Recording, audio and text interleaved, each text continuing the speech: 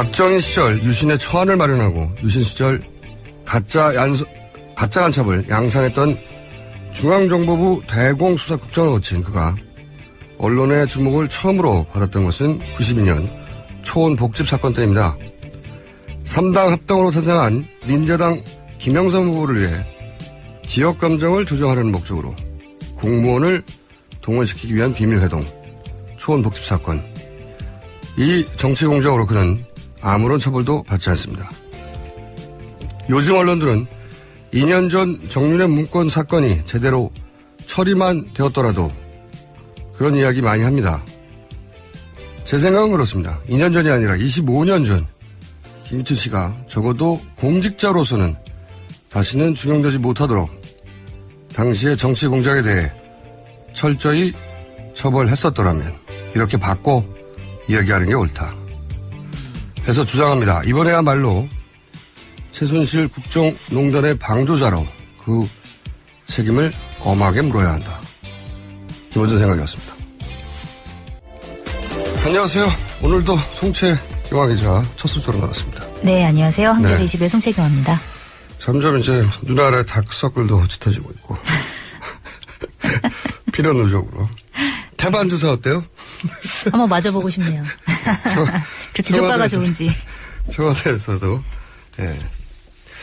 좀 더 다루겠죠, 그 뉴스는? 네. 경호원들도 뭐 쓴다고 하는데 뭘. 몇 개씩 주머니 넣고 다니시죠. 첫 뉴스는요? 네, 더불어민주당과 국민의당, 정의당이 박근혜 대통령에 대한 탄핵 소추안을 다음 달 9일까지 국회 본회의에서 처리한다는 방침을 정한 걸로 알려졌는데요. 그러니까 다음 달 2일 본회의에서 1차 시도를 하고 실패하면은 9일 본회의에서 다시 통과시키는 것을 목표로 하겠다. 이런 계획입니다. 뭐 야당의 의지는 알겠는데 결국은 이제 새누리당이 얼마나 여기 합류하느냐 이게 관건이죠. 네, 이것과 관련해서 그 중앙일보와 조선일보에서 각각 새누리당 의원들에 대한 그 설문조사를 벌였는데요. 중앙일보 같은 경우에는 이제 새누리당 의원 중에 30명이 탄핵을 하겠다, 탄핵에 찬성하겠다 이렇게 대답을 했고 조선일보 같은 경우에는 29명이 탄핵에 찬성을 했다고 하는데요.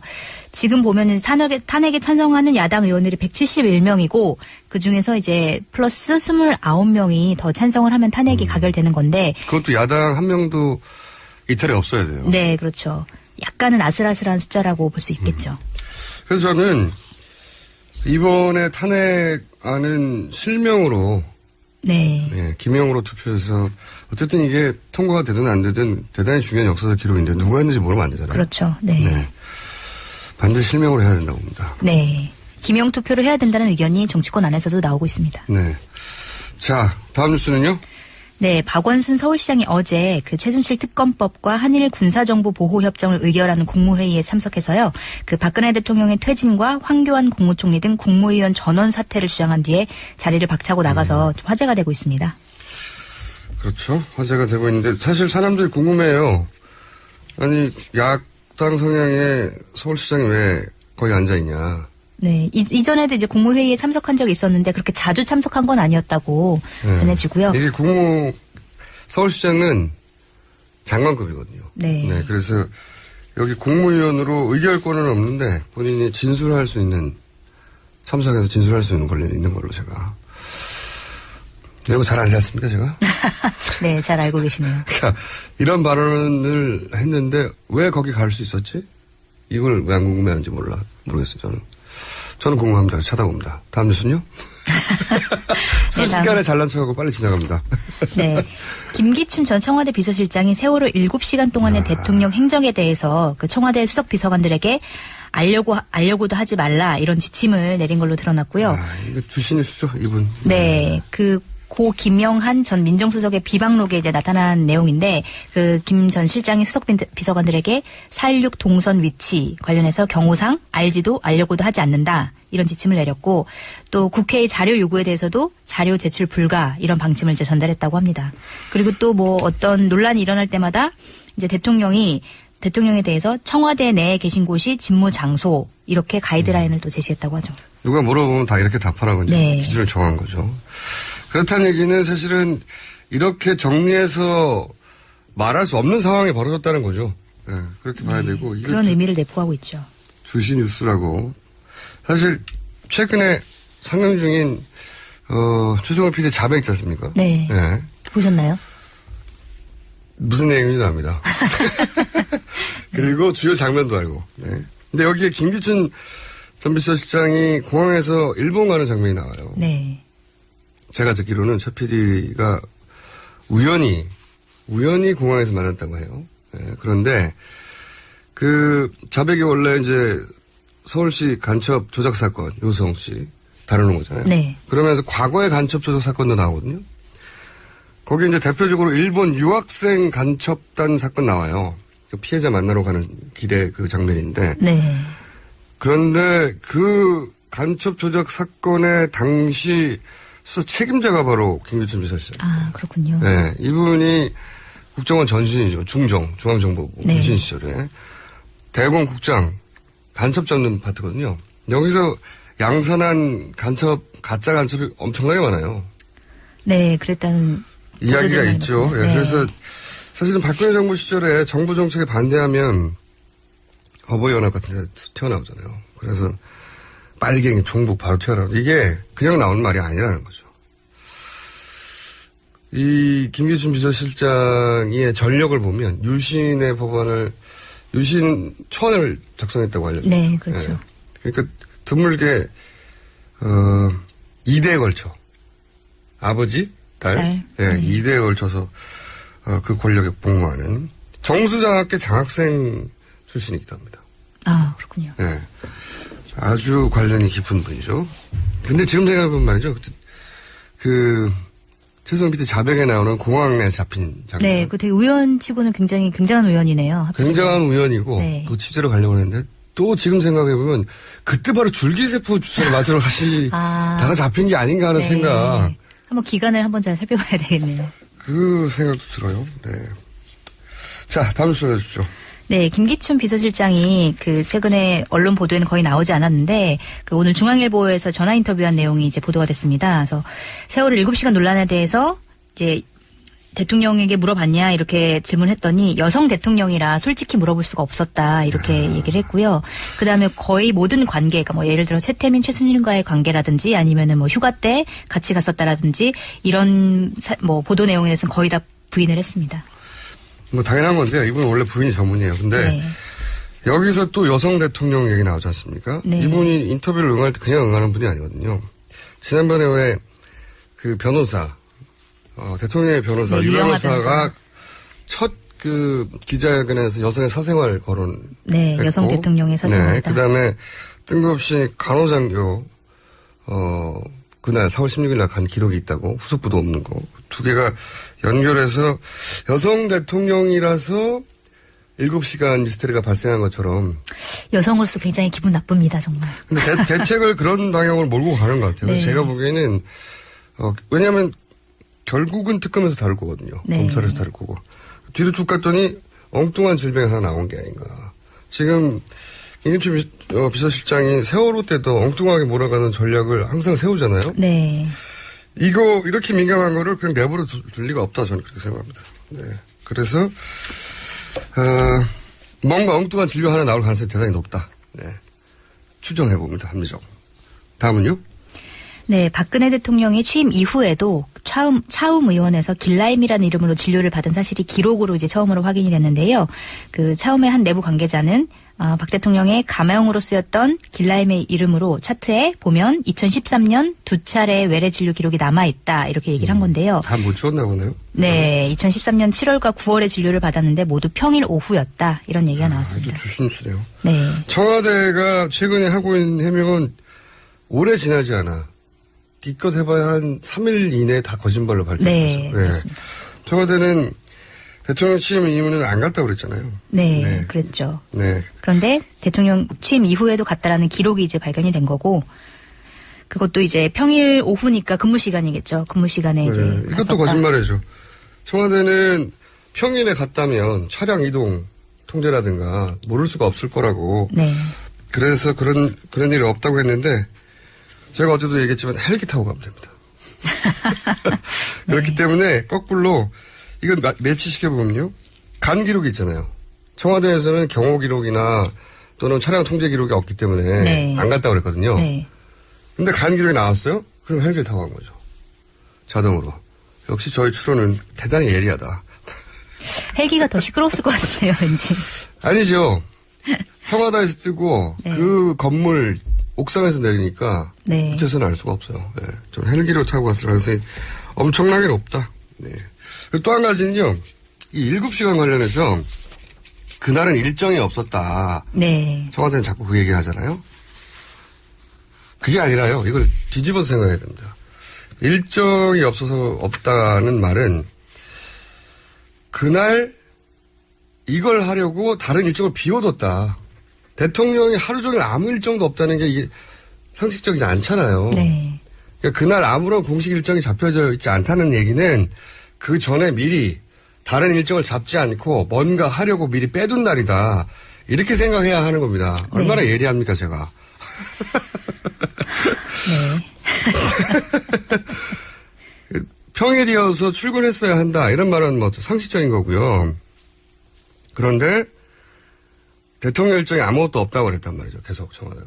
대통령 일정이 하루 종일 아무것도 없는 것 자체가 정상적이지 않으니까 미리 비워둔 거라고 추정하는 게 그렇게 틀어서 네.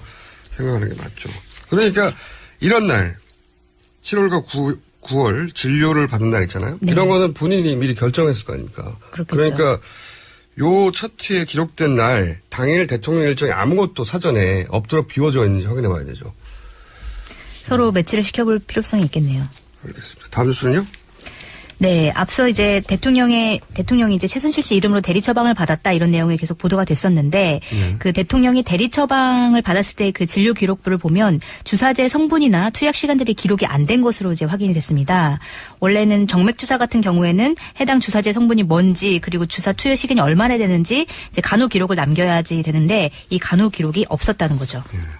그 대통령 관련은 말이죠. 최순실 씨 사태를 드러나지만 합법적이거나 정상적이거나 공개적이거나 투명한 게 아무것도 없어요. 네. 뭐 사실은 의료법 같은 거는 최순실 씨 혹은 대통령의 눈에 보면 아무것도 아닌 거라고 본인 그 정도로 가볍게 넘어서는 존재라고 생각했던 것 같아서 뉴스도 아니라고 봅니다. 의료법 위반.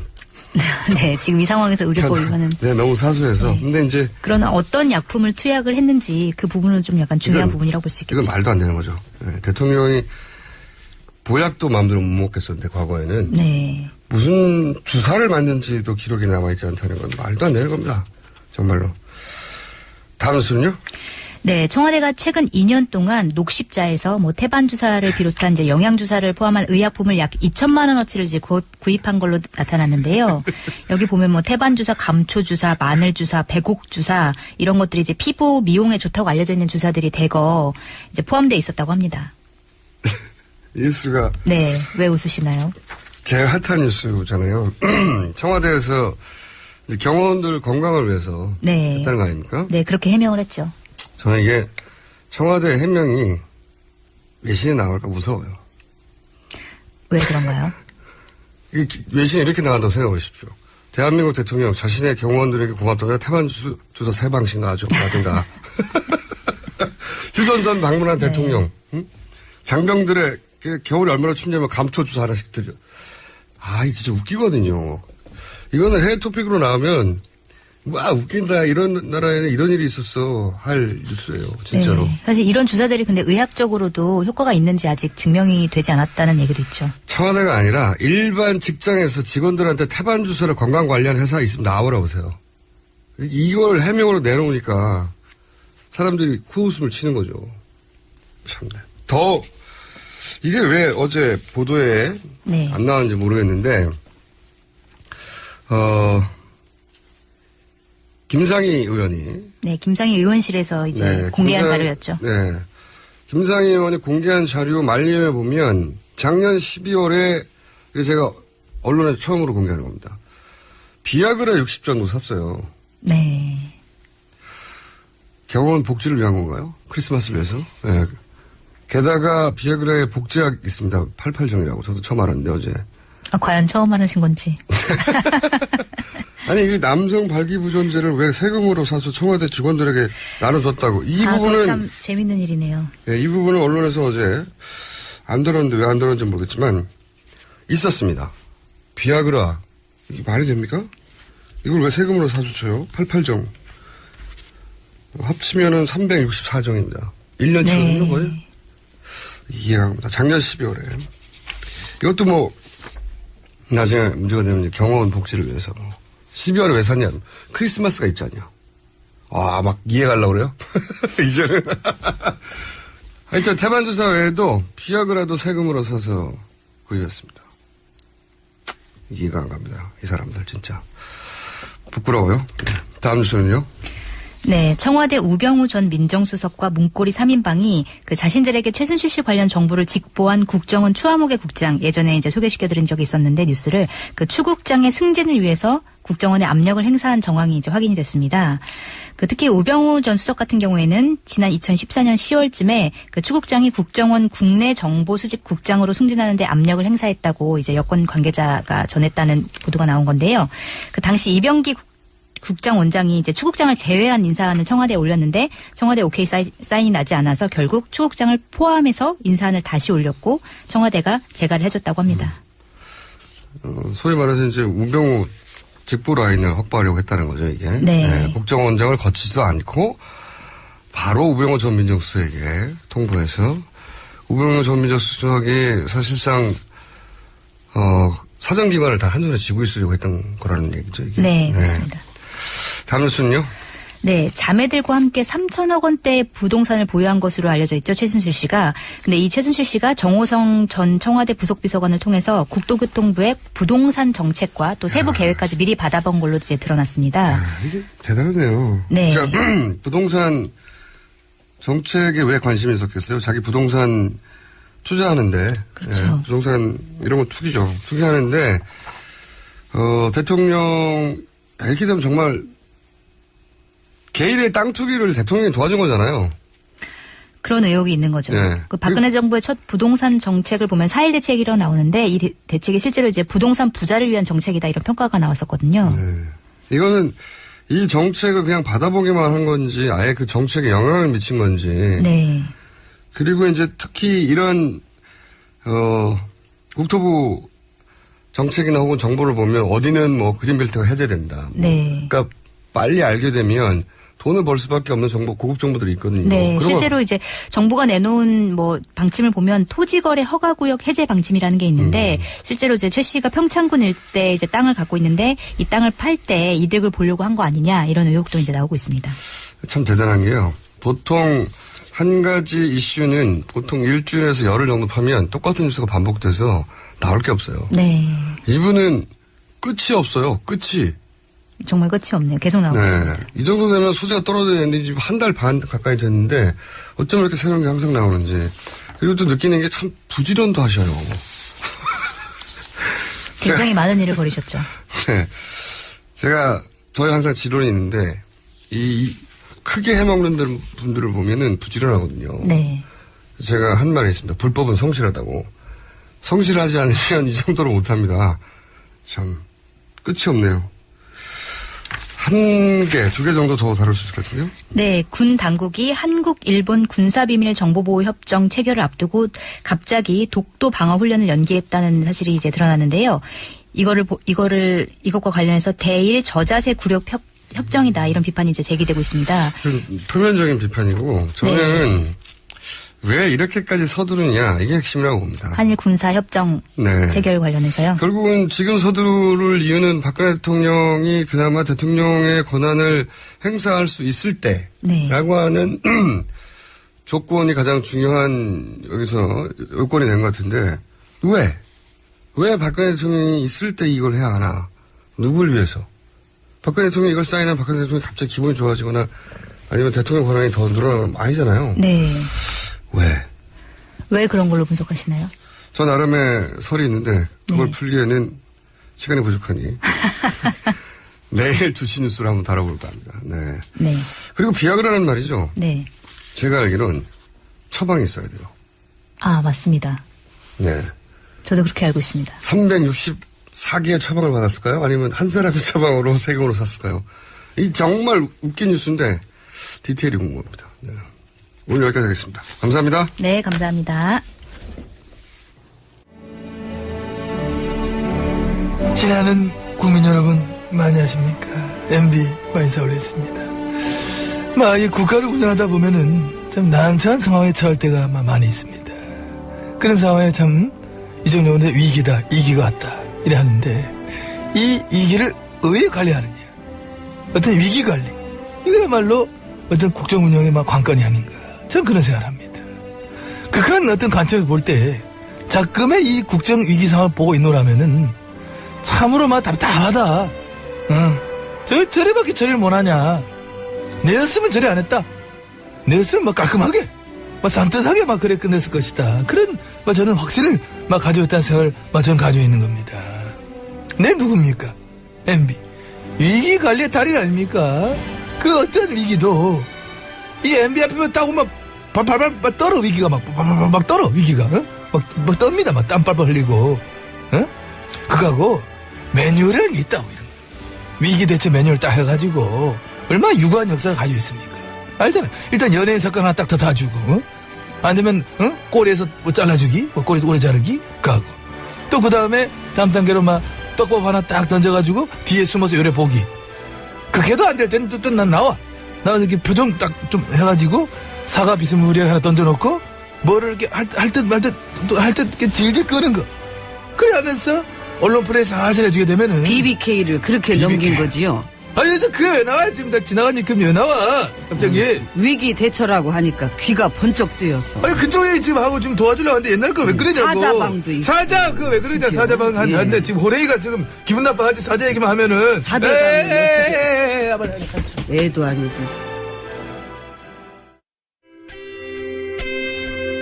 항상 나라를 생각합니다.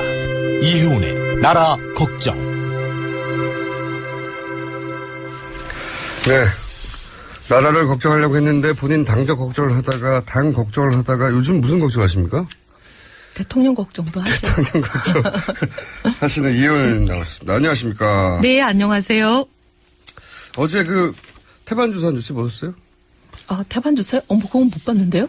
요즘 국정이 바쁘신가 봐요. 저기 청와대에서 대량으로 구입했다는 그 뉴스요? 예. 그건 봤죠. 예. 그걸 딱 보시면 무슨 생각이 드세요? 좀 놀랍다 그랬죠. 아직도 놀랄 일이 남았나? 이렇게? 아니요, 많이 남았을걸요. 그래요? 다 나오는 게 아닙니까? 아직? 더 또 다른 장르가 있지 않을까요? 글쎄, 저한테 귀뜸해 주신 장르가 있긴 한데. 네. 그 장르도 등장할까요, 끝내? 이대로 가다가는 진실은 언젠가는 드러나지 않을까요? 알겠습니다. 궁금하시죠, 여러분? 좀만 기다리세요. 자, 요 얘기부터 여쭤볼게요.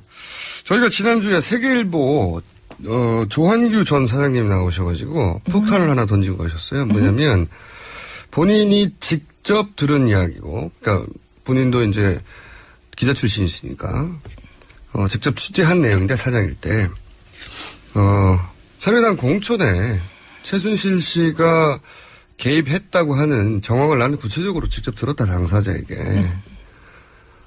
그런 얘기를 하셨어요. 그러면서 이제 그때 했는데 19대 때 얘기죠. 네. 20대 이번에 안 했겠느냐. 더 힘이 세졌는데 그런 의혹을 던지고 가셨는데 혹시 이 관련해서 직간접으로 듣거나 겪거나 하신 일, 본인도 물론 그 공천에 탈락하셔가지고 저야 공천에 한 번은 탈락하고 한 번은 죽이려고 아주 그냥 청와대에서 누구 내려보냈다고 6개월 동안 방송이 떠들고. 네. 이번에도 사실은 조윤선 죄송합니다. 조윤선 영화배우군요. 네. 조윤선 당시 여가부 장관을 내려서 확실하게 보내려고 했는데 본인이 혼자 힘으로 이긴 거예요. 네. 장하시고요. 서초 국민이 위대하시다니까요. 네, 장하시고. 네. 그래서 이 공천에 대해서는 본 바도, 직접 겪은 바도, 느낀 바도, 들은 바도 많지 않습니까? 저야 직접 제 경우야 몇 년 동안 겪었으니까 네. 이미 제 경우를 말씀드리긴 그렇고 본 거는 들은 거는 들은 거. 강용석 전 의원이라고 썰전도 하시고 강적도 하시고 유명한 분 이름 나왔습니다. 예. 그 경우 사실 새누리당에서 제명을 당하신 분이거든요. 네. 새누리당에서 제명을 당한 것도 당한 거지만 하여튼 그랬는데 여러 가지 루머와 어떤 국회에서 제명도 당할 뻔도 했죠. 네. 그런 분이었는데 소송도 당하고 그리고 당시 이제 공천을 받으려고 하던 그 당시에는 도도맘 사건이라고 뭐 그렇죠. 많은 분들이 아실 겁니다. 네네. 여러 가지 그 국민적 지탄을 받는 사건에 연루가 돼 있어서 도저히 복당이 불가능한 상황이었는데 이분을 복당시키라고 뭐 굉장한 압력이 셌어요. 그래요? 김용태 당시 서울시장 그러니까 강용석 전 의원이 본인이 신청하고 당내에서는 안 된다는 분위기가 아니었어요. 그렇게 보도가 됐는데. 그럼요. 그래서 서울시당위원장이 이제 사실 1차적인 공천의 관문을 지키고 있는 수문장이에요. 네. 근데 김용태 위원장이 절대 안 된다. 수없이 기자회견하고 안 된다고 계속 버티는데 김용태 위원장의 증언 며칠 전에 얼마 전에 언론에 나와서 직접 얘기하셨어요. 너무 못 살게 굴고 지속적으로 압박을 가하고 누가 압박했다는 겁니까? 그게 이제 소위 비선이라고 본인은 생각했다는 거예요. 비선. 예. 그게 이제 청와대 쪽에서 계속 압력이 왔다는 거예요. 저희가 잠시 후 3부에서 김용태 의원을 안 그래도 인터뷰하려고 그랬는데 잘 됐네요. 아, 그래요? 잘 걸렸어요. 그래서 뭐 계속 이게 도저히 이럴 수가 없다. 왜 이러나 계속 그랬더니 나중에 이제 김용태 의원이 계속 그것을 입당을 불허하고 막으니까 나중에 그 기억나시죠? 김용태 의원을 살생부에 넣어가지고 막 온 언론에 돌리고 김용태 의원이 쫓겨날 뻔했잖아요. 거꾸로. 네. 어쨌든 그런 와중에 결국은 그래서 김용태 의원 지역구 같으면 사실 잘 아시지만 서울 49개 선거구 중에서 저희 당 지지율이 꼴찌에서 뭐 1등, 2등 하는 곳이잖아요. 네. 그래서 김용태 의원이 출마하지 않고 김용태 의원을 잘라내면 우리가 의석을 뺏기는 곳 아니에요? 그래서 이런 경우에는 우리가 의석을 뺏긴다 이렇게 많은 사람들이 항의를 했더니 선거 저도 좋아 이랬잖아요, 당에서. 이한구 공천심사위원장께서. 근데 그러면 청와대를 통한 압력을 받았다는 거죠? 그랬던 걸로 기억합니다. 네. 네. 그리고 최근에 사례고 그 전에 그런 얘기들 없었어요. 이제 그 전 사장이 한 이야기는 뭐 이런 사람 저런 사람 막 찾아갔는데 다 아니고 최순실 씨를 찾아가 봐라라는 이야기를 직접 듣고 최순실한테 찾아가서 그 면전에서 이야기를 나누고 당신 이 정도면 안 돼라고. 그런 얘기를 들은 적은 있어요. 근데 제가 그분을 직접 알진 못하는데 네. 당시 그 지역에서 인지도 조사하면 1등 나오고 상당히 유력한 후보였는데 그분한테 최순실 씨를 찾아가 봐라 이런 얘기를 듣고 찾아갔더니 이런 이력서 갖고 어떻게 국회의원을 하겠냐 하고 이런 지하에 거절했는데 당시 그러면서 이분은 경선에 아마 포함이 안 됐다는 것 같아요. 예, 왜냐하면 그분이 경선에 포함되면 여론조사면 1등 나올 거니까. 그래서 그 지역에 경선에 포함돼서 결국 공천을 받은 분은 청와대에 있다가 내려오신 분이었다고 들었어요. 그러니까 원래 여론조사하면 1등하는 분은 잘려나갔고, 네. 최순실 씨를 만났는데 불구하고 이 이력은 안 돼 하고 잘려나갔고, 대신에 왜냐하면 그분 경선에 포함되면 지지율이 1위니까 여론조사상으로는 당연히 경선을 이길 수 있으니까 제해버렸고. 뭐 그런 설이 있다? 예. 그런 이야기가 있었죠. 예, K씨라고 알고 있어요. K씨. 어느 지역인가요? 충청이요. 충청의 K씨. 예. 그분은 지금도 그러면 현역 의원이 아니시죠? 아니죠, 당연히. 시민단체 한다고 들었습니다. 지금은요? 네. 그분을 저희가 찾아가지고 인터뷰를 해야 되겠네요. 직접. 그 외에 다른 사례들, 온갖 루머들이 원래 공천 때는 있지 않습니까? 네. 근데 그리고 탈북자 한 분도 그런 분이 있다고 들었고요. 그것도 제가 사례를 들었고. 네. 네. 알겠습니다. 7시간 의혹에 대해서는 혹시, 당내 의원들도 궁금해 할 거 아니에요, 다들. 당내 의원들 사이에서는 제일 많이 돌아다니는 얘기가, 성형 시술을 받지 않았나, 이런 얘기들을 제일 많이들 하시는 것 같아요. 저희도 다루긴 했습니다. 그것도 시나리오 중에 하나죠. 네. 근데 뭐 누구도 알 수 없죠. 하여튼 뭐 중에 시술이 있지 않았을까? 왜냐하면 그 긴 시간 동안 등장하지 않았으니까요. 근데 이제 왜냐하면 당시에 그 일이 있자마자 이번에 김영환 민정수석의 다이어리가 물증으로 나왔잖아요. 네네. 그때를 꼼꼼하게 아주 시간 단위로 써놓은 다이어리라고 이제 발표가 됐는데 그 다이어리에 의하면 그 일이 있고 직후에 당시 이제 비서실장께서 어떻게 비서관들을 모아놓고 청와대 비서들을 모두 모아놓고 지시를 하셨냐면 7시간에 대해서 알려고 하지 마라. 그렇죠. 그렇게 얘기하면서 밖으로 발표하는 거에 대해서는 관계기관과 협의해서 은밀히 처리할 것이다. 그러니까요.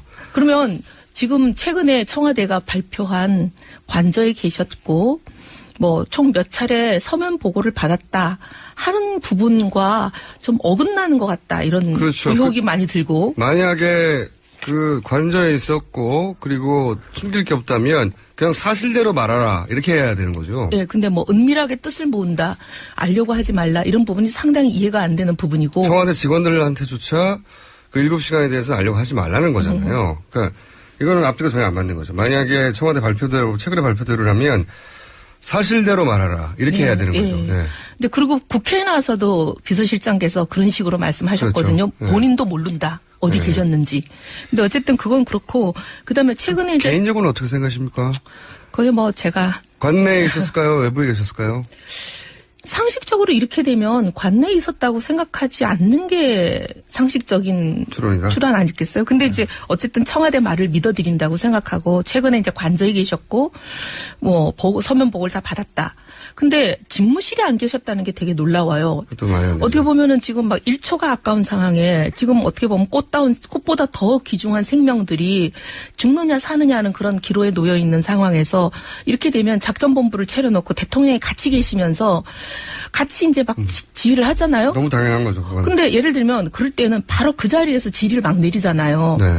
근데 서면 보고를 하고 살림집인 관저에 앉아 계신다면 서면 보고라는 거는 관계 부처가 여러 부처가 관련된데 여러 부처가 뭔 얘기를 보고를 드릴 건지 일단 의논하고 의논을 정리해서 문건을 만들고 문건을 만들어서 관저에 계신 살림집까지 전달하고 이게 벌써 몇십 분이 걸리잖아요. 그러니까 그 관저에 있었다 하더라도 말도 안 되는 거고요. 말이 안 되는 거죠. 그런데 지금까지 드러난 몇 가지 정황만으로 보면 근데 또 기가 막힌 건 아주 어렵죠? 결정적인 거 이런 거는 초동 단계가 어떻게 보면 수습이 가장 결정적이잖아요. 네. 근데 그 골든타임 10시 반부터 12시 50분까지는 한 차례의 지시도 내리지 않은 걸로 청와대 발표에서도 드러나잖아요. 알겠습니다. 의원님, 그건 저희가 많이 다뤘기 때문에요. 아, 그래요? 알겠습니다. 의원님만 하실 수 있는. 얘기를 듣고 싶으세요? 네.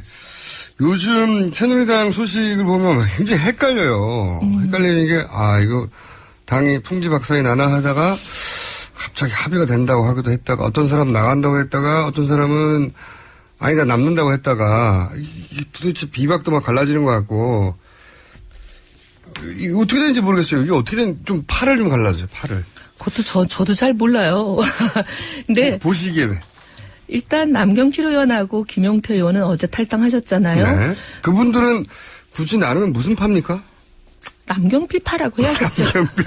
왜냐하면 오늘 오후에 2시에 이제 탈당 기자회견을 예고하고 계시는 정두원, 정택은, 김상민, 이성권 이런 의원님들이 이제 최근 남경필 의원의 대권 캠프를 돕고 계신다고 소문이 나 있는 분들이거든요. 아, 그렇군요. 거기에 이제 한꺼번에 몰려 계시는 분들이니까. 일단 그러면 초반 탈당파들은 남경필 의원을 중심으로 생각하는 게 맞다? 네, 남경필 지사를 중심으로 같이 가까운 분들이라고 생각하는 게 좀 상식적일 것 같고요. 그다음에 김무성 의원님이 어제 이제 사실 어떻게 보면 좀 놀랍게 최경환 의원과 비대위 3+3 이걸 했다. 이렇게 해가지고 지금 굉장히 충격인데. 3+3이라는 건 모르신 분들 위해 잠깐 말씀드리면 친박계 중진 셋, 비박계 중진 셋 회의를 거쳐서 비상대책 비대위를 만들자. 합의 뭐 이런 거고. 그럼 당을 수습하자는 거잖아요. 그러니까 당을 수습하자고 얘기를 하셨는데 지난 일요일 이틀 전이잖아요. 불과 3일 전인가 이틀 전인가. 어쨌든 일요일 밤에 비박계 중진 한 6, 7명 하고 식사를 하시면서 탈당을 하자라는 의논을 하신 걸로 제가 알고 있고. 이건 비밀이네요. 비밀은 공공연히 다 알고 있어요. 네, 아직 보도는 안 됐는데 어쨌든. 여의도 통신에서는. 여의도 통신. 네. 그러니까 여기서 비대위 구성을 전격 합의했는데 바로 뒤에 가서는 비박계 중진들하고는. 아니요. 비대위 합의는 그 이후의 일이에요. 비대위 합의는 월요일 날 아침인가 그랬어요. 순서가 뒤집어진 거네요. 네. 그랬고 어젯밤 삼수회라는 모임이 있었던 걸로 알고 있습니다. 삼수회는 이제 삼선들 중에서 일부 모임이에요. 친박 비박 섞여 있어요. 근데 이제 그 모임 삼수한 분들은 아닌 거죠. 네. 근데 그 모임에 가서는 또 다시 이제 탈당을 어느 시점을 딱 정하시면서 그때 다 같이 탈당하자 이렇게 말씀하신 걸로 들었어요. 이게 뭐죠? 그러니까 지금 좀 헷갈려요. 근데 비대위를 만들자라고 하는 3+3을 만드신 당을 거는 수습하자는 건데요. 예, 당에 잔류해서 당을 바꿔보자라는 의미로 들리는데 그래서 많이 지금 헷갈리고 있습니다. 그러니까 언론에 보도된 최경환 의원과 김무성 의원이 합의하여 비박과 친박의 대표 중진들이 합의하여 비대위를 구성해서 당을 추스리자고 하는 발표 크게 났는데 네. 그 전날과 그 다음날은 몇 분을 모아놓고 탈당하자. 탈당해라예요? 하자예요? 하자라고 들었어요. 그럼 본인이 포함된 거 아닙니까? 네. 해라는 너희들은 탈당 의지가 있다면 나가서 정치적 뜻을 펴라 이런 얘기일 수 있는데 하자는 건 같이 나가자는 거잖아요. 그렇게 들었습니다. 그래서 좀 헷갈리고 있어요. 비대위 체제를 꾸리자는 분이 양다리인가요, 탈당하자. 이거? 그러니까 이게 좀 헷갈려서 지금 이거 무슨 의도일까? 희한하네요. 네. 본인도 나갈 수 있다는 거네요. 그렇게 되면. 탈당 고민을 많이 해오신 걸로 알고 있어요. 근데 이분이 워낙 뭐랄까요. 정치 구력도 오래되셨고. 탈당 전력도 몇 번 있으시잖아요. 네. 그거는 이제 본의 아니게 당에서 공천을 안 주고 잘라내서 쫓겨나가신 거지만. 그렇다고 하더라도 이분이 표면적으로 하는 얘기와 또 다른 데 가서 하는 얘기와 혼자 내심 다 다른 분으로 아주 정평이 난 분 아닙니까? 근데 속내를 짐작하기 힘든 양다리 행보를 하고 계시네요. 그리고 조금만 더 두고 보면 알 수 있겠죠. 그러면 선도 탈당한 분들은 남경필 8호 분류해야 아닌가 하는 생각을 하신 거고. 그 다음에 김무성 대표가 사실은 당내 세력이 크잖아요. 김무성 의원은 기본적으로 탈당을 해라라고 가까운 의원들한테 말했고, 본인은 갈지 안 갈지는 잘 모르겠지만, 남는 비박파가 있잖아요. 남는 비박파. 유승민 의원을 중심으로 해서는, 아니다, 우리는 남아서 추스리자 하는 쪽으로 가는 것 어제 같은데. 유승민 의원이 입장을 밝혔죠. 네. 하여튼 지금은 뭐 앞으로 어떻게 또 정치라는 게 생물이라 변할지 그거에 대해서는 뭐 100% 단정적으로 얘기할 수는 없지만 현재로서는 남아서 당을 개혁하는데 최선을 다할 뜻을 그런 골자로 말씀을 하시는 걸로 봤습니다. 그럼 대략 한 일주일 후면 유승민 비대위원장을 중심으로 한 당 잔류파, 그다음에 선도 탈당한 파, 그리고 그 큰 덩어리로 김무성 의원과 함께 움직일 파에 남아있어 나갈지 모르지만 파의 움직임 이 정도 남은 겁니까 그럼? 그렇게 갈라질 수도 있을 걸로 보는데 저는 그 두 분류를 크게 이렇게 의미를 두지 않은 나간 상황인데요. 사람들은 예. 결국은 합쳐질 것이다. 밖에 나와서 네. 사실 어떻게 보면 새로운 이제 정치 개혁을 위해서 움직이는 세력이나 당에 남아서 당을 바꿔서 정치를 바꾸려고 하는 사람들이나 목적과 목표는 동일하고요. 결국은 이제 큰 바다에서 다시 만날 사람들이잖아요. 그러면 이렇게 보세요. 그분들이 나가지만 나중에는 새누리당과 다 합쳐진다? 새누리당으로 합쳐질지 뭐 그러니까 당 이름이 뭐가 될지 새누리당이 이름이 바뀐 어떤 당으로 합쳐진다? 보수 진영이니까 결국은 합쳐지겠죠. 라고 전망하시는 거고 네. 개인적으로는. 네. 여의도 통신상에서는 뭐라고 합니까? 사람들은. 아직 이 문제에 대해서는 그렇게 많이 얘기들이 없어요. 혹은 그분들이 혹시 제3지대라고 하는 흔히 말하는 그런 동네에 가서 국민의당 일부 혹은 민주당 일부 탈당파들 이렇게 다 합쳐서 손학규 전 대표 이런 분들 다 합쳐서 이렇게 전혀 새로운 세력을 만든다. 이 구상도 하고 있는 거죠, 다들. 모르겠어요. 그게 이제 구상을 한다 하더라도 과연 실행이 될지 성사 여부는 또 다른 문제이기 때문에 두고 봐야죠. 의원님은 어떻게 하실랍니까? 저는 이제 마음은 정했는데 공개 그래요? 시점은 제가 정하고 있는 시점에 말씀드릴게요. 이게 이제 당에 남아있으면 정한 거 자시고 할 것도 없잖아요. 아니요. 제가 좀 말씀드릴게요. 본인도. 본인은 그러면 이 남경필 파도 아니고 김무성 파도 아니잖아요. 그런데도. 저는 이해운 파죠. 네. 그런데도 탈당하시려고요? 아니요. 저는 제가 뭘 하겠다는 걸 밝히는 시점에 말씀드릴게요. 탈당하시려는 거 아니에요? 몰아가기. 왜 자꾸 당에서 쫓아내려고 그러세요? 근데 오히려 그런 마음 드실 것 같아요. 내가 그렇게 당에서 나를 쫓아내려고 했는데 이제는 내가 남아서 어떻게 해보겠다는 생각도 드실 것도 같고 한편으로는.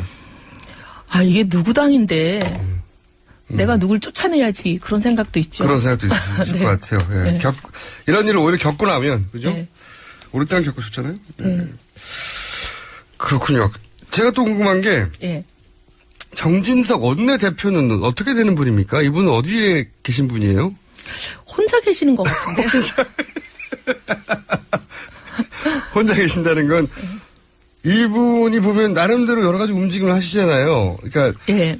그 친박의 주류, 비박의 주류하고 다르게 또 본인이 막 사람들을 모아서 재선 의원들 모아서 얘기도 하고 하는데 이분은 어디 속한 건지 잘 모르겠던데. 모아서 얘기는 하시지만 이제 그 오라는 데 가는 분들이 정진석 의원님과 정치적인 자기 생명을 걸고 생사를 같이 하는 분이라고 보기는 어렵죠. 예를 들면 김무성파, 남경필파 이렇게 얘기를 할 때는 거기에 그냥 단순히 모임을 가는 사람이 아니라 내 정치 생명을 걸고 남경필파 같이 간다는 동지들인데. 예, 이거지. 지금 정진석 의원님 모임에 가는 사람들은 그런 사람들은 아니죠. 그래서 정진석 원내대표는 혼자라고 말씀하신 거예요? 예. 외로운 분이구나.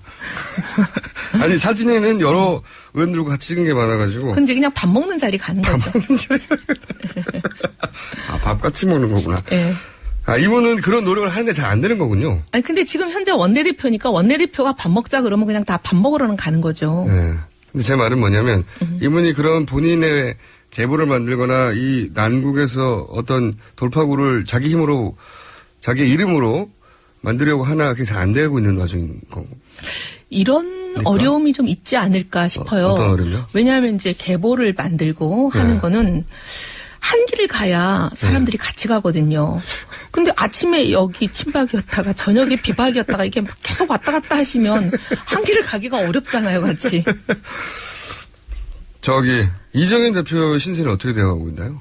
이정현 대표가 약간 입장의 변화가 좀 오는 것 같아요. 아, 그래요? 지금까지는 절대 안 물러난다. 굉장히 강경했잖아요. 곧 물러날 때가 됐나요? 아니 근데 이제 어제 보면 이게 이제 와전이 된 건지는 모르겠지만 3+3이 모여가지고 비대위 체제를 이정현 대표가 사퇴하든 말든 우리는 비대위 체제를 만들어서 당을 이끌고 가겠다 이렇게 강경하게 나오니까 비대위 체제를 약간 받아들이는 듯한 발언을 하셨어요. 비대위원장이 지금 유승민 의원이 될 가능성이 굉장히 높아지고 있는데 남은 사람들 중에 나갈 쪽 축의 중심은 김무성 의원이라고 본다면 남아 있는 거로 전망되는 의원의 축은 유승민 의원이란 말이죠. 두 분이 유력한 대권 주자인데. 근데 그 유승민 의원이 비대위원장이 되면 본인 물러날 수 있다. 근데 제가 지금 웃긴 건 말이죠. 아, 유승민 의원이 비대위원장이 되면 이정현 대표가 물러날 의향이 있다 이렇게 얘기를 했나요? 그렇게 얘기를 하지 않았지만 예. 앞뒤를 맞춰보면 그런 게 아니겠는가. 모르겠네요. 네. 근데 제가 웃긴 거는 말이죠. 유승민 의원을 그렇게 욕했던 친박에서 일주일 전부터 그렇게 칭찬을 해요. 갈라치기 같아요. 너무 민망해요. 네. 저 보니까 비박을 김무성 의원에 대해서는 굉장히 비난하면서 또 유승민 의원에 대해서는 묘하게 비난하지 않으면서 이게 이제 비박 분열을 노리는 노림수 아닐까 싶어요. 물론 그렇긴 하겠죠. 네. 그렇다 하더라도 유승민 의원에 대해서 친박에서 얼마나 욕을 했습니까? 제 말이. 얼마나 이 상정 아니 못할. 찍어내기를 거의 몇 년 동안 했어요. 배신자 거의 사람이 아니문이다 수준이었는데. 근데 지금 갑자기 막 이정현 대표가 며칠 전엔 또 유승민 의원 사무실에 가면 책이 그렇게 많다고. 제가 이런 것 같아요. 책이 그렇게 많다고. 유승민 의원은 보면 빵 터졌습니다. TK잖아요. 네. TK들의 그 정서라는 게 있어요. 우리 당의 TK들이 워낙 많으시니까 제가 TK를 오랫동안 봐오면 TK는 이 당은 내 당이다. 나는 당의 주인이다. 그리고 내가 어딜 나가냐. 내가 너희를 쫓아내면 됐지. 이게 이제 TK의 오래된 정서예요. 아무리 힘들어도 여기서 내가 승부를 보고 갈 거야. 내가 그렇게 찍어내도 찍혀나갔다가 다시 꼭 또 돌아오잖아요. 그러니까 그런 TK 정서를 잘 아는 이제 친박들이 저 사람은 죽어도 안 나가고 여기서 버텨서 우리를 쫓아낼 거다. 이렇게 생각하면 지금 자기들이 거의 수세에 몰려가지고 이제 완전 쫓겨나가게 된 상황에서는 여기에 잘 보여야 되겠다. 이렇게 생각하는 잘 보여야 되겠다.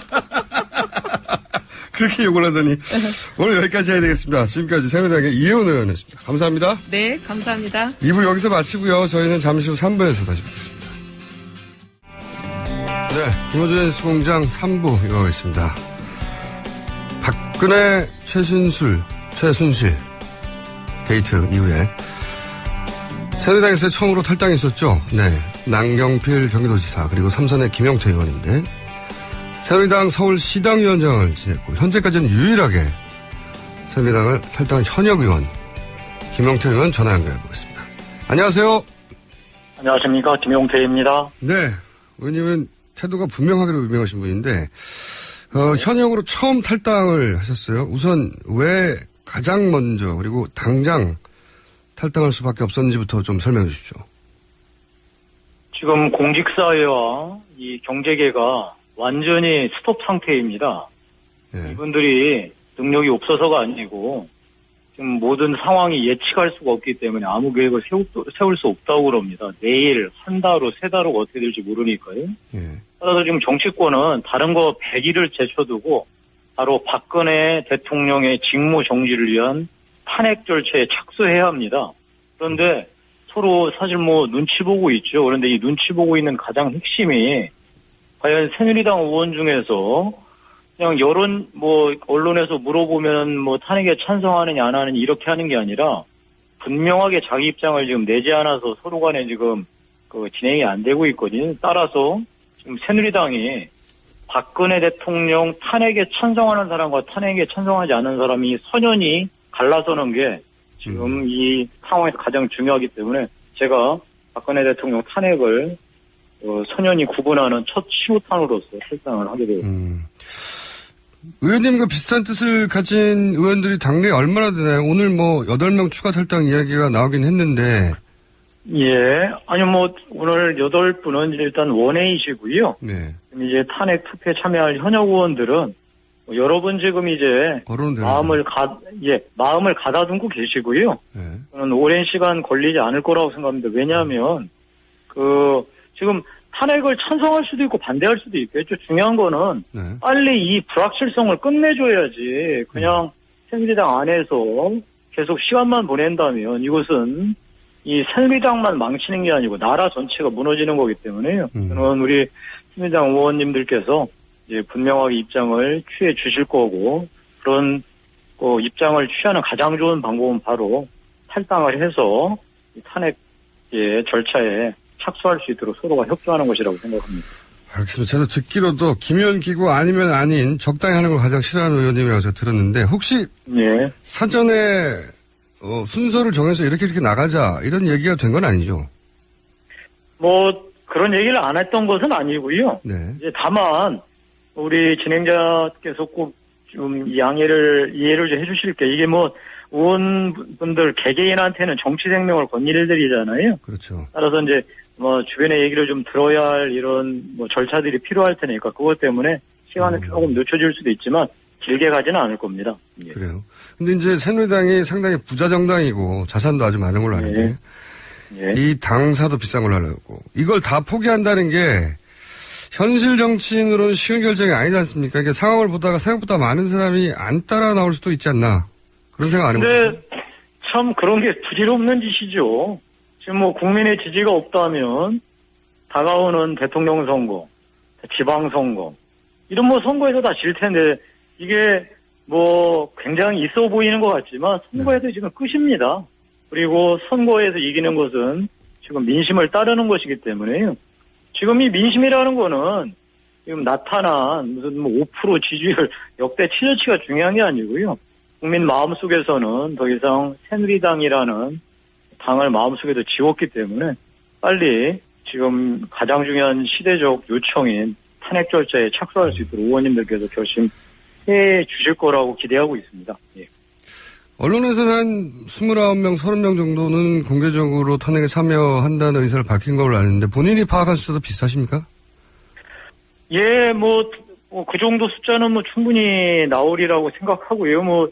지난 일요일 날 우리 새누리당 내 비상시국 회의에서도 이미 30분 이상 정도가 탄핵 절차에 바로 착수하자는데 서명을 해서 언론에 공개한 바가 있고요. 실제로 탄핵 절차에 들어가면 더 많은 분들 수준이 아니라 사실은 129명 새누리당 의원 중에서 몇 분만이 박근혜 대통령 탄핵에 반대하겠지 이렇게 명백한 헌법과 법률을 정면으로 위반한 대통령을 탄핵하지 않겠다고 반대하는 사람들이 몇 명이나 되겠습니까?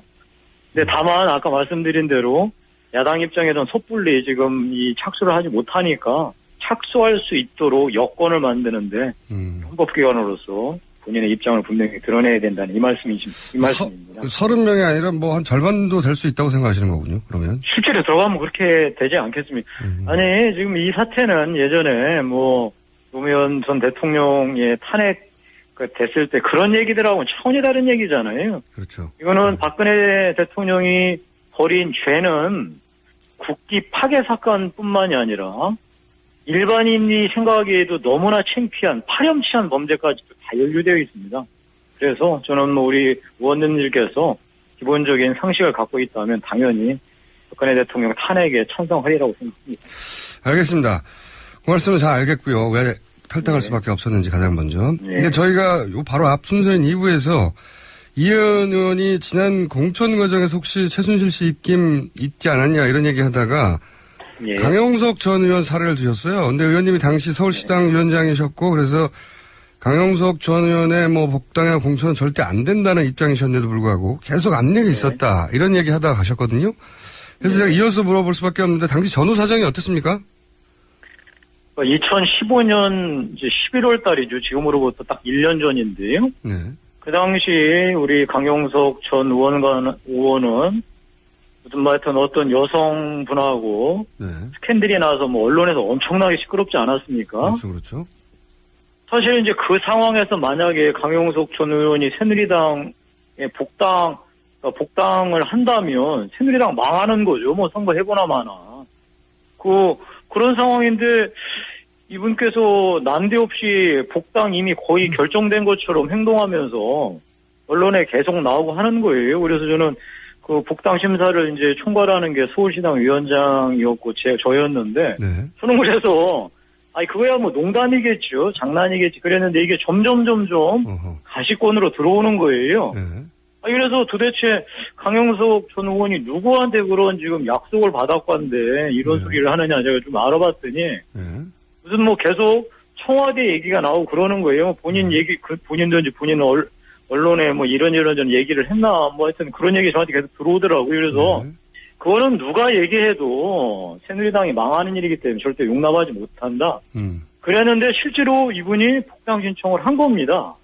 그래서 이제 저희 심사하니까 뭐 이런 지하에 잘랐죠. 근데 바로 그날 황당한 일이 벌어졌습니다. 저희가 자르자마자 이 사람이 그 국회 정론관에서 기자회견을 하게 되었습니다. 그런데 국회 정론관은 현역만 할 수 있는 거 아닙니까? 어떤 경우에도 현역 의원이 소개를 해야지만 그 자리에 설 수 있는데요. 우리 새누리당 현역 의원이 그것을 소개했다는 겁니다. 그래서 제가 그 새누리당 의원한테 직접 물어봤죠. 그 사정이 어떻게 돼서 이걸 소개를 하게 됐냐 했더니 누구누구한테 연락을 받았다. 근데 제가 그 누구누구는 여기서 이 자리에서 밝히지 않겠습니다. 저는 이 새누리당을 국민으로부터 완전히 버림받도록 만드는 그런 일들을 뒤에 숨어서 했다는 것 자체가 참으로 이해할 수도 없을 뿐만 아니라 그런 일들이 지난 공천 과정에서 일부 일어났었다는 점은 확인해 드립니다. 그러면 누구누구는 밝힐 수 없지만 그분도 이제 현역으로 정치 생명이 있으니까. 근데 그때는 이해 안 가는데 지금 되돌아보면 혹시 이게 흔히 말하는 비선 실세 최순실 씨의 입김이 직간접으로 작용한 거 아니냐 하는 생각을 지금은. 그건 뭐 제가 정확하게 알 수 없는 내용이라 말씀드릴 수는 없고요. 다만 우리 진행자께서도 뭐 기억하시겠지만 지난번 우리 공천은 그게 평균적인 상식 가진 사람으로서 있을 수 있는 일이었습니까? 그냥 지려고 작정하지 않고서야 어떻게 그런 공천할 수 있었겠습니까? 아마도 정말 비상식적인 어떤 일들이 벌어졌던 건 분명했던 것 같습니다. 지금 뭐 비상식의 심볼이 최순실 씨인데 그러면 일반인들이 그렇게 연결을 생각해도 될까요? 저로서는 그 당시 벌어졌던 일들을 제가 도저히 이해할 수 없었는데 요즘 벌어지는 일들 보니까요. 참으로 어처구니 없는 일들이 우리 권부 안에서 정말 몇 사람들이 짬짬이 하면서 했구나 이런 무참한 생각이 듭니다. 짬짬이. 그럼 최순실 씨를 배제할 수 없다 정도로 저는 받아들이겠고요. 이건 어떻습니까? 탈당하는 과정에서 남경필 경기도지사가 이런 말도 했어요. 정당에서 도저히 있을 수 없는 일이 있었고 네. 조폭 정치다. 뒤에 서청원 의원이 있는 게 아니냐. 모욕적 전화도 직접 받았다. 이런 얘기를 쭉 하셨는데 혹시 이게 무슨 일이 있었는지 좀 구체적으로 말씀해 주실 수 있나요? 저는 남지사한테 잠깐 건네 들은 정도인데요. 네. 아마 회유와 모욕적인 언사를 통한 효과가 있었던 건 사실이온 것 같습니다. 그래서 그걸 언론에 이제 공개할 정도면 아마 남지사가 느꼈던 압박이나 모욕감은 상당했던 것 같습니다. 근데 다만 저한테는 그런 전화는 전혀 없었다는 점 확인이 됩니다. 왜 저한테는 그런 전화 없었는지 잘 모르겠습니다. 의원님은 원래 바로 들이받는 성격이라서 그런 거 아닐까요? 예, 하여튼 지금 가장 중요한 게 국민 무서운 줄을 알아야 되는데 저기 위로는 대통령부터 우리 새누리당 지도부까지 국민 무서운 건 없고 오로지 조폭식 의의만 남은 것 같아서 좀 걱정이고 국민한테 너무 흥고스럽습니다. 예.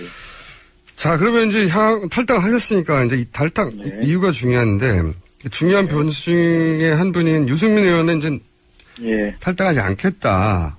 가능하면. 제가 그래도 그 부분은 우리 여기 진행자께서 이 방송에서 꼭 한번 유승민 의원한테 여쭤보고 싶습니다. 유승민 의원이 지난 일요일 날, 20일 날 비상시국회에서 저하고 남경필 지사가 탈당할 뜻을 일부 이제 비치니까 이렇게 얘기를 했습니다. 탈당하지 마시고 예.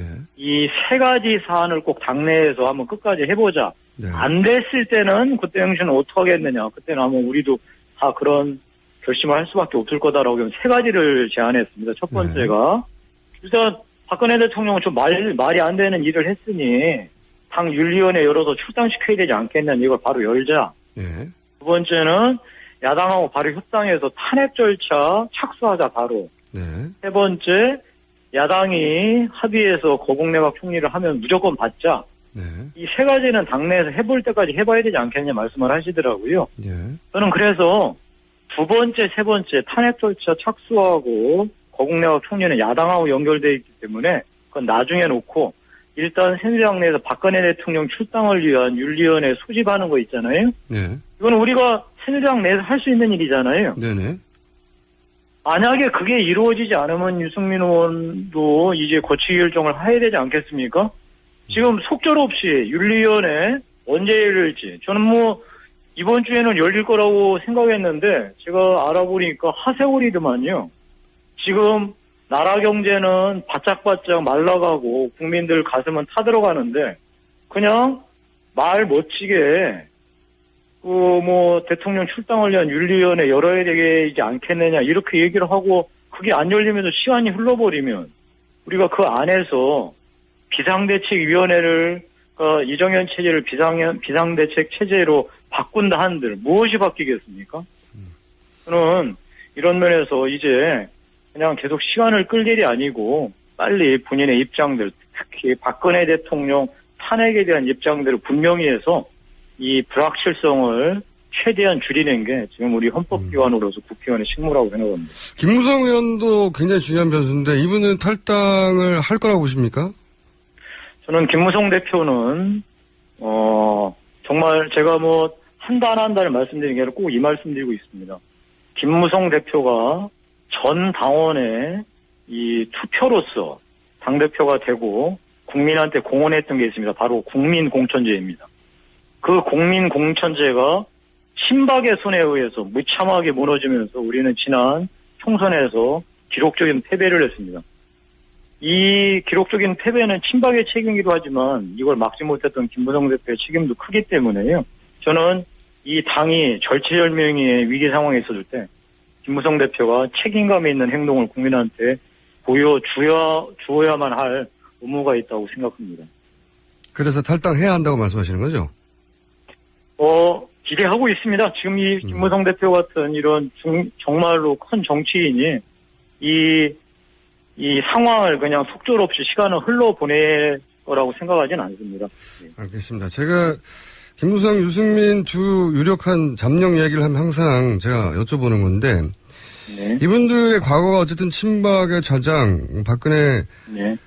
선대본부장, 비서실장, 그래서 박근혜 대통령 만들기 1등 공신이기 때문에 지금 사이가 나빠졌다고 해서 과거가 사라지거나 면책되는 게 아니기 때문에 적어도 이 정도 사태가 벌어지면 이번 대선 정도는 두 양반이 건너뛰겠다고 선언해야 하는 거 아닌가. 이렇게 묻거든요. 어떻게 생각하십니까? 저는 그 대답을 하기 전에 유승민 전 원내대표나 김무성 전 대표께 그 과거의 정치적 인연보다 바로 지금 공화국의 위기를 그 책임져야 할 책임감 그리고 이 공화국의 가치를 우선에 둘 거라고 저는 그분들한테 꼭 기대하고 있고요. 그런 면에서 저는 뭐 향후 자기 본인들의 정치적 그 미래나 이런 거에 대해서는 저는 뭐 그분들을 뭐 각자의 판단에 맡기고요. 지금 중요한 건 지금 당장 이 공화국의 위기를 극복하는 가장 중요한 사안인 탄핵 절차 착수를 위한 본인들의 분명한 입장을 빨리 밝혀주시길 바랍니다. 알겠습니다. 오늘은 한 가지만 더 여쭤보겠습니다. 이제 나가셨으니까 이제 제3지대 얘기 굉장히 많은데 뭐 용어는 뭐라고 하든 간에 그러면 이제 나가신 분들은 소위 제3지대라고 하는 그 틀 친박이나 친문을 제외한 세력의 규합 여기에 이제 힘을 쏟으실 계획이십니까? 일단 그거는 지금 조금 둘째 문제고요. 네. 첫 번째는 제가 말씀드린 대로 이 탄핵 절차 착수에 모든 힘을 기울일 겁니다.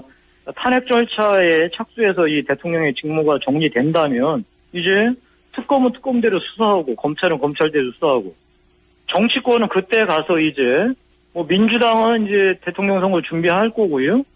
저희는 저희대로 아까 제가 그 탈당 기전에서 밝힌 대로 새로운 보수의 중심을 건설하기 위해서 노력할 텐데 네. 저는 그때 가서는 뭐 가능성을 다 열고 모든 분도 다 만나볼 생각입니다. 지금은 그게 중요한 게 아니고 탄핵 절차 착수를 위한 우리들의 노력을 다해야 할 때입니다. 그러니까 3지대라고 하는 그런 구상도 배제하지 않는다 이런 말씀이신 거죠 나중에는? 근데 그거는 지금은 아니라는 말씀입니다. 지금은 아니고. 네. 예, 그렇습니다. 하지만 3지대는 절대 아니야 이것도 아닌 거죠? 그거는 뭐 가능성을 다 열어놓고 살펴봐야 되는데 아까 말씀드린 대로 일에는 선후가 있기 때문에 알겠습니다. 일단 가장 시급한 일에 집중할 생각입니다. 알겠습니다. 시급한 사안에 대해서 여쭤봤고 이제 뭐 당도 없으시고 외로우실 테니까 저희랑 자주 인터뷰하시죠.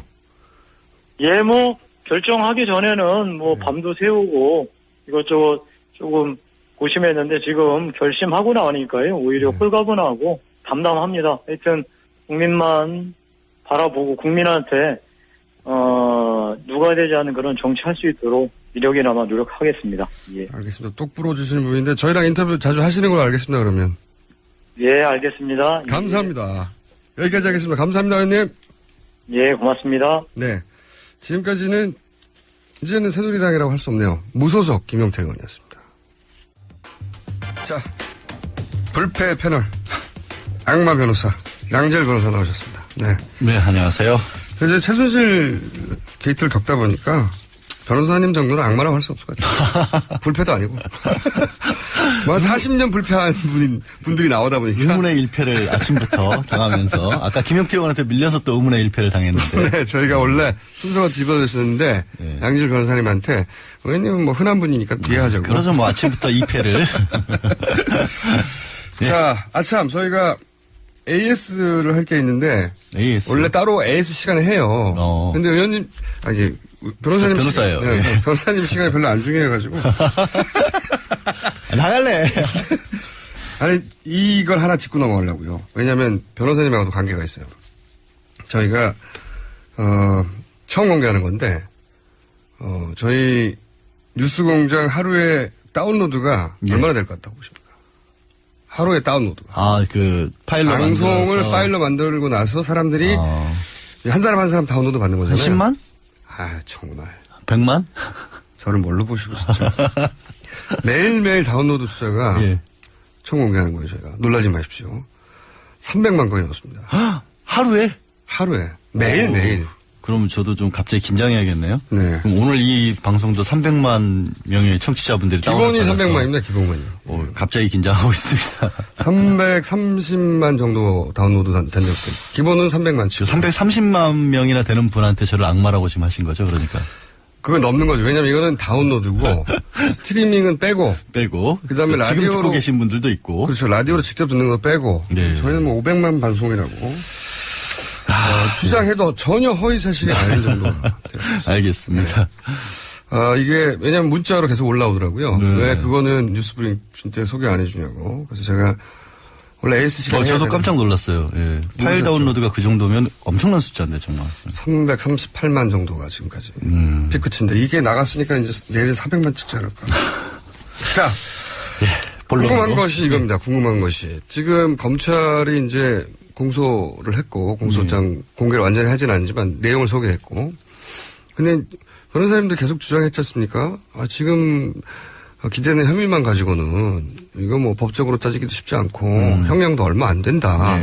우선 사기 미수, 직권 남용만 가지고는 어느 정도 형량이 예상되십니까? 사기 미수. 과거 사례를 누구를 지금 물어보신 거예요, 형량을? 최순실? 일단 최순실. 최순실 같은 경우는 사기 미수, 직권남용, 그다음에 뭐 권리행사 방해, 증거인멸 교사 생각보다 많이 검찰에서 적용을 했더라고요. 근데 그 중에서 가장 법정형이 높은 게 사기인데 사기가 10년 이하거든요. 근데 미수잖아요, 지금. 미수는 나중 문제고. 그러니까 이제 어떤 식으로 하냐면 그렇게 여러 가지 죄를 더했을 때는 그 중에 죄 중에 가장 법정형이 높은 죄에 50%를 가중을 해요. 아하. 그러면 15년이 되죠. 나머지는 빼는 거예요. 그러니까 그때 딱 15년 정해놓은 다음에 그 다음에 법적으로 말씀하신 것처럼 미수면 또 절반으로 깎거든요. 그렇죠. 미수를 또 10년, 그럼 절반으로 깎고. 7년이고. 혹시 또 그 다음에 이제 경합 뭐 또 다른 어떤 사유를 봐서 이게 또 법적으로 내지는 뭐 장량으로 장량은 감경밖에 없거나 감경한다거나 아니면 다른 걸로 해서 양형 기준표에 들어맞춰서 이럴 때는 어떻게 해야 하냐라는 걸 맞추는 건데 대법원 양형 이게 이제 사회적으로 큰 이슈가 된 사건이 아닌 그렇죠. 일반적인 사건의 기준을 보자면 경우에 그렇게 하는데 이 경우에는 양형 기준표를 적용하기가 어렵겠죠. 왜냐하면 직권남용 같은 경우가 원래는 2년 이하밖에 안 되지만 대통령이 직권을 남용한다는 걸 생각을 못하고 만들어 놓은 거거든요. 그렇죠. 아니 지금 계속 말씀하셨지만 이건 법이 이런 경우를 상정하고 만들어 놓은 법이 없다. 만들 수가 없죠. 어떻게 대통령이 권리를 남용을 해요. 일단 그런 거기 때문에 아마 대법원의 양형 기준을 파괴하는 그런 어떤 선고가 법원에서 이루어지지 않을까. 지금 기소된 건만 가지고도. 네. 근데 지금 기소된 거는 사실 너무 약해요. 그러니까 법정형이 약한 게 문제가 아니라 가장 또 이렇게 뭐 최순실처럼 돈을 뭐 많이 밝혔던 걸로 지금 보이지 않습니까? 아직은 무죄 추정이니까 보인다라고 말씀을 드릴게요. 근데 그런 사람에게 가장 중요한 것은 그렇게 부정한 이익을 뺏을 수 있는 환수해내는 그런 게 필요한데 재산범죄나 뇌물범죄가 적용이 안 되면 몰수 추징이 안 되거든요. 그렇죠. 지금 뇌물죄가 빠져 있죠. 예, 뇌물죄나 제3자 뇌물죄를 반드시 적용을 해야. 둘의 차이를 설명해 주십시오. 뇌물죄는 직접적으로 주는 거예요. 제가 총수한테 잘 보이기 위해서 갖다 주면 직접 뇌물죄인 거고 총수한테 직접 갖다 주기가 뭐해서 밖에 있는 제작진에게 갖다 줬다. 쿠션. 그럴 때 제3자 뇌물죄인데 요건이 하나가 더 추가가 돼요. 제3자 뇌물죄가 되려면 뭔가 부정한 청탁을 하면서 밖으로 쿠션을 통해서 제3자로 주는 거죠. 그렇죠. 그러니까 그런 힘을 이제 그런 압력을 가하려면 권력이 있어야 되니까. 그렇죠. 예를 들어서 공무원이 압력을 가해서 나 말고 저 사람 줘. 그렇죠. 그러면 저 사람이 바로 제3자가 되는 거죠. 그러니까 예전에는 진짜 어목한 시대에는 재벌 회장들이 그냥 수표 내지는 채권 같은 걸 싸가지고 청와대 들어가서 그냥 봉투채 줬잖아요. 자루채. 그렇게 하다 보니까 정권 교체되면 바로 그게 이제 문제가 되니까 재단을 만들기 시작했죠. 쿠션으로. 뭐 그런 것들이 주로 이제 제3자 뇌물 제공죄의 적용 대상이 됐는데 이번 경우도 검찰은 그런 형식으로 보고 있는 거고 최순실에 대한 기소를 보다가 저도 놀랐던 거는 현대자동차에 납품한 거 있잖아요. 웃긴 사람입니다. 참 진짜. 꼼꼼한 거죠. 불법은 성실하다. 아니 그거 저의 지론입니다. 어떻게 그게 액수가 사실 크지도 않아요. 물론 우리 서민들 입장에서 크지만 현대자동차 입장에서 1년에 그렇죠. 11억 원 정도면 그야말로 정말 뭐 보이지도 않아요. 그런 정도니까 당연히 들어줬을 텐데 그거를 대통령이 직접 챙겼다라는 게 저는 그 정몽구 회장이 순간적으로 이건 뭐 이게 초록탁으로 보기 너무 자꾸 이건 뭐지 막 이거는 나에게 내리는 시험인가 일종의 테스트인가 그런 생각을 했을 것 같아요. 일단 이거 한번 해본 다음에 다른 걸로 넘어가고. 그러니까. 근데 검찰이 그럼에도 불구하고 굳이 이거를 넣었다는 거는 이거는 딱 제3자 뇌물 제공죄의 구조인 거예요. 납품 청탁은 분명히 대통령에게 한 거란 말이에요. 안종범 수석이 얘기를 했지만 대통령 옆에 앉아 있는데 앉아 있었고 그 얘기를 했다는 건 그럼 대통령이 뭐 지시한 거나 마찬가지라고 봐야겠죠. 경제수석이니까. 그런데 돈을 받아먹은 거는 최순실이었단 말이에요. 2천만 원, 샤넬백. 5천만 원 합계. 야, 샤넬백. 아니, 그 제품명 거론하면 좀 그렇지 않나요? 그게 무슨 상관입니까? 홍보는 아니니까. 예. 하여튼 그렇기 때문에 그것도 역시 진짜 푼돈이잖아요. 솔직히 이 어마어마한 일에 비춰본다면. 더 웃긴 건 말이죠. 저는 처음에 이 얘기가 나왔을 때 그 딸 정유라 씨의 동창의 아빠잖아요. 그러니까 딸 친구 아빠예요. 그래서 이거 예를 들어서 지난번에 그 자신이 잘 단골로 가는 미용실의 남편을 공천 주려고 했던 사건. 아니 애초에 그 스포츠 재단 이사장도 네. 마사지 센터 원장님이셨잖아요. 그게 이게 참 웃긴 뒷이야기인데요. 언론사에서 한겨레 얘기입니다. 한겨레가 처음에 미르를 추적하기 시작할 때 다 막막했대요. 도대체 어디서부터 찾아야 되는가. 근데 재단 이사장의 주소를 찾다 보니까 앞집이 들어요. 아니, 설마 이럴 일은 없을 거야 생각하고 같은 진짜 앞집이었대요. 앞집. 그러니까 지금 이 드러난 수법들을 보면은요. 네. 약간 기가 찰 정도에 어떻게 이렇게 버젓이 이런 일을 꾸몄을까 싶은 절대 거고. 들키지 않는다고 생각한 거죠. 그리고 두 번 절대 들키지 않는다. 대통령이 다 막아줄 수 있다. 생각했던 부분의 배후에는 저는 이 사건의 특징이 디지털 시대에 적응을 못한 사람들의 실수라고 봐요. 그것도 있지만 저는 그게 아무리 디지털적으로 드러나도 본인은 대통령을 직접 움직이는 사람이니까. 근데 이렇게 명백한 증거 가장 시작이 이제 JTBC에서 태블릿 PC 입수했던 거잖아요. 네. 그전에는 의혹만으로는 사실 최순실 최태민 일가에 관해서 지금에서야 얘기하지만 많은 사람들이 공공연하게 지적을 했었잖아요. 근데 네. 딱 물증이 없으니까. 근데 이번에 나오는 게 그 태블릿 PC 그다음에 정호성 전 비서관의 휴대전화에 녹음된 거 문자 메시지 네. 최 선생님에게 컨펌 받으셨냐 대통령이 직접 이런 것들이 나와버리니까 제가 우려했던 부분이 그런 게 없을까 봐 우려를 했었는데 네. 검찰도 당황했을 거예요 사실은. 이게 그런 것 같아요. 너무 오랜 세월 그렇죠. 너무 안 들키고 네. 너무 무슨 짓을 해도 넘어가고 그냥 무소불위였으니까. 게다가 이제는 대통령까지 된 상태니까 아니 4-3년을 버텼는데 대통령이 된 마당에 무슨 이제는 아무 생각이 없었을 것 같죠. 그래서 아마 이런 것들이 걸렸을 것 같고. 웃긴 거는요. 제가 이제 그 JD 코퍼레이션 그 사건 현대자동차 그거가 이제 뇌물죄 전형적인 제3자 뇌물죄 사례라고 하셨는데 저는 아까 드려다만 말씀이 뭐냐면 딸 친구 아빠니까 그냥 해준 줄 알았어요. 근데 이것도 꼼꼼하게 2,000원 차례를 받았어요. 또 5천만 원을 받았네. 저는 처음에는 단골 미용실 남편 챙기듯이 그렇게 챙겼구나 했는데 그게 아니라 이분을 보면 공짜는 없어요.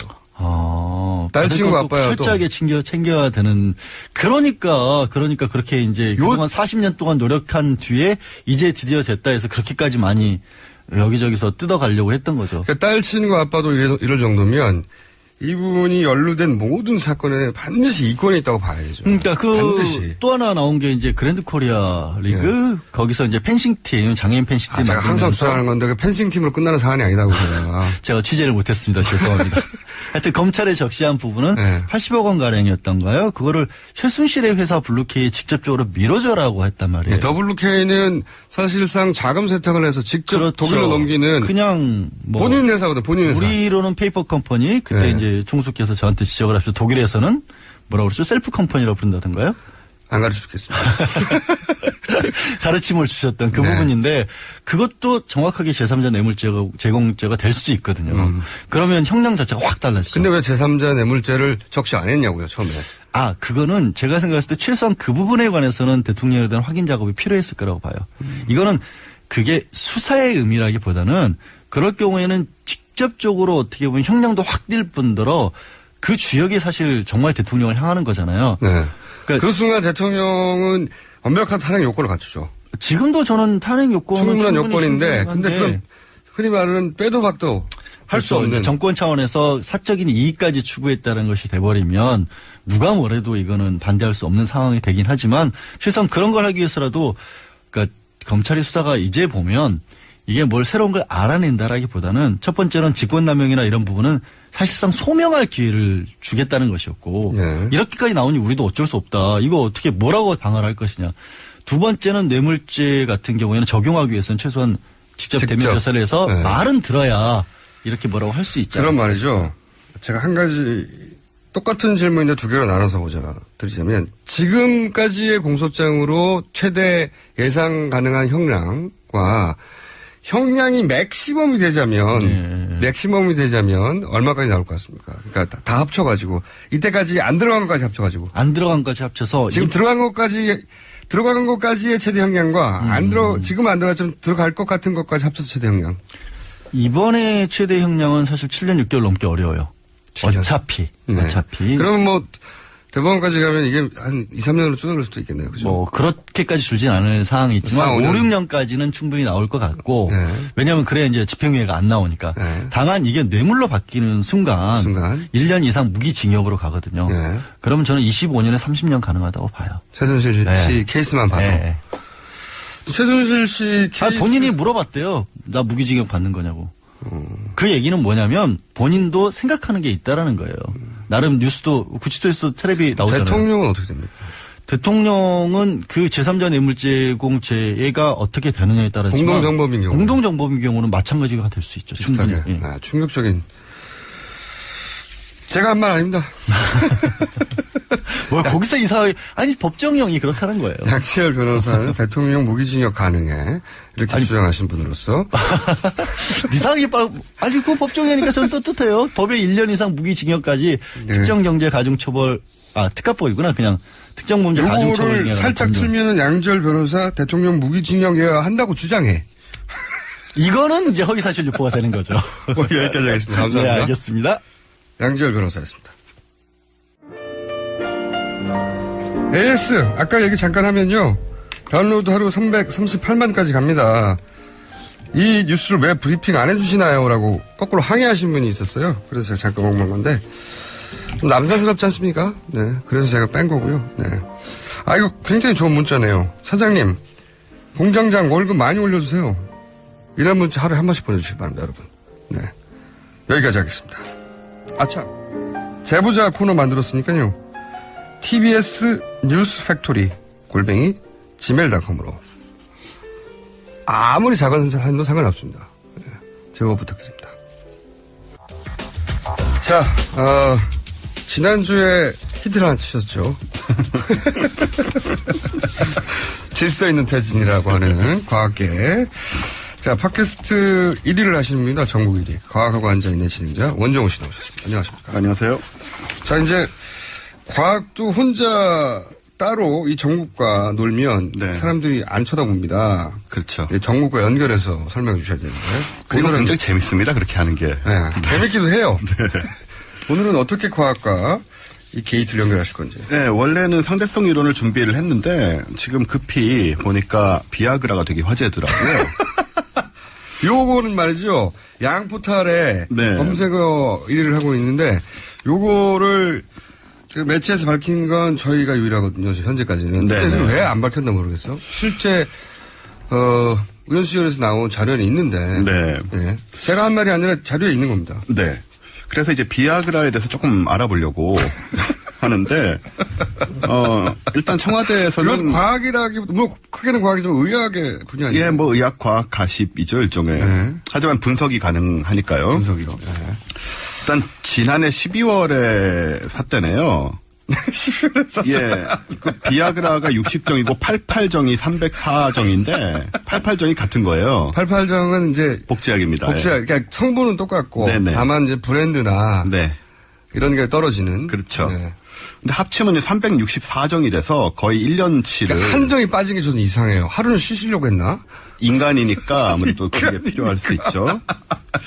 이 364라는 숫자가 좀 시사하는 바가 있다. 그래요? 우연일까 이게 이런 생각이 좀 우연일까? 논리적으로 좀 들죠. 과학적인 사고를 해보자면 그게 364입니까? 윤년과 관련 있는 거 아니에요 혹시? 그럴 수도 있고요. 아니면 뭐 어떤 주술적인 이유라든가 뭐 여러 가지가 있을 수가 있고. 딱 굳이 왜 364냐 이거지? 그렇죠. 365라고는 떨어진 숫자가 있는데 어떤 의심을 피하기 위해서 아닐까요? 의심을 피하기 위한 하나만 빼면 1년은 아니니까. 저는 윤년하고 상관일 수도 있고요. 여러분들의 제보를 기다립니다. 364가 어떤 숫자 연결이 있을까요? 그리고 이 약이 이제 아시다시피 원래 심혈관 치료제로 개발이 됐는데 그렇죠. 그렇게는 안 쓰이고 다른 용도로만 쓰이지 않습니까? 근데 재미있는 사실은 여성에게도 효과가 있습니다. 그래요? 네, 여성이 비아그라를 복용하면 성적으로 각성 효과를 낼 수 있다는 연구 결과가 있고요. 그래서 여성용 과학계 비아그라도. 연구 결과죠. 네. 그럼요. 네. 논문이 나와 있는 겁니다. 네. 그래서 여성용 비아그라도 따로 개발이 되기도 했어요. 아, 그렇군요. 근데 문제는 이게 자몽 주스하고 상극입니다. 자몽 주스하고 네. 상극이. 그래서 자몽 주스를 먹으면 안 돼요. 굉장히 중요한 정보네요. 그러니까 이게 지금 저희가 이 용도를 알 수 있는 게 여기 보니까 청와대 정영국 대변인이 뭐 공식적으로 위촉된 청와대 주치의가 뭐 경호원 등 청와대 전 근무원들의 건강 관리를 위해 정산육을 구매했다고 그랬거든요. 자몽 주스를 안 먹는 사람 찾으면 돼요. 그 사람이 범인입니다.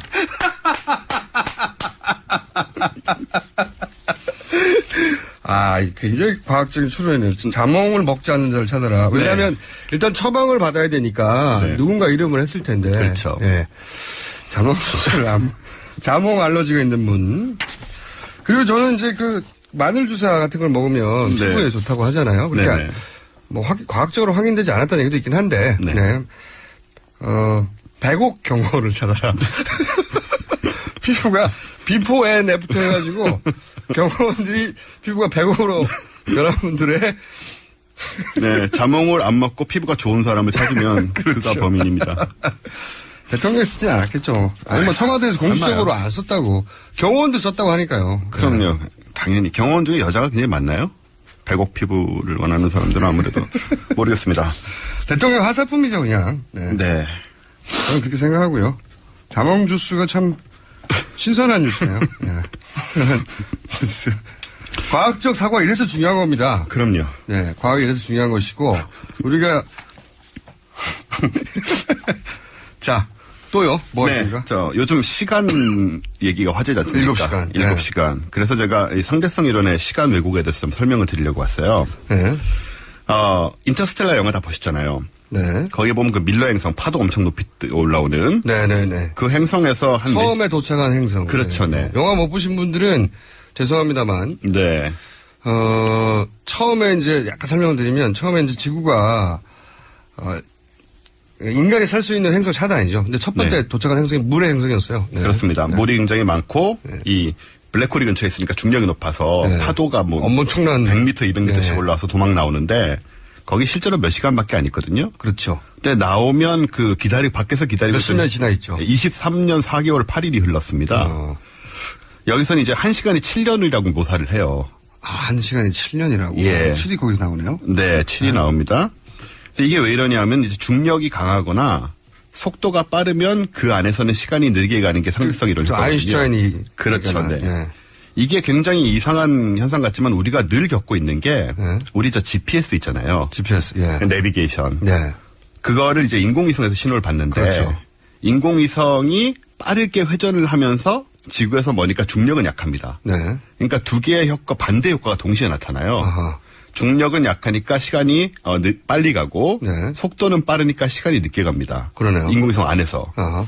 그래서 우리가 이거를 정확한 위치를 알려면 매번 올 때마다 상대성 이런 식을 넣어가지고. 아, 그렇구나. 네, 내비게이션이나 내비게이션에서 보정을 해줘야 돼요. 오. 그래서 이 정도로 상대성 이론이 이제 우리 생활에 들어와 있습니다, 사실은. 오호. 예. 결코 이제 단지 먼 우주의 이론이 아니라는 거. 예. 그런데. 이렇게 매우 실제적인 상대성 이론의 시간 지연 현상으로. 그 7시간의 비밀을 풀 수 있지 않나. 과학적 접근을 해봤습니다. 좋아요. 아까 뭐 자몽 정도로 접근한 걸 보니 대단한 게 나올 것 같은데. 예. 왜 우리가 지난 시간에 얘기를 했지만 청와대 근처에 블랙홀이 있지 않습니까? 청와대 근처에 블랙홀이 있나요? 최씨, 정씨 뭐 이런 블랙홀들이 상주해 있죠. 네네. 이동 블랙홀. 네. 큰 블랙홀들이 있는데. 그래서 이제 그 기준으로 그 블랙홀이 인터스텔라에 나온 블랙홀하고 이제 유사한 형태와 힘을 가지고 있다.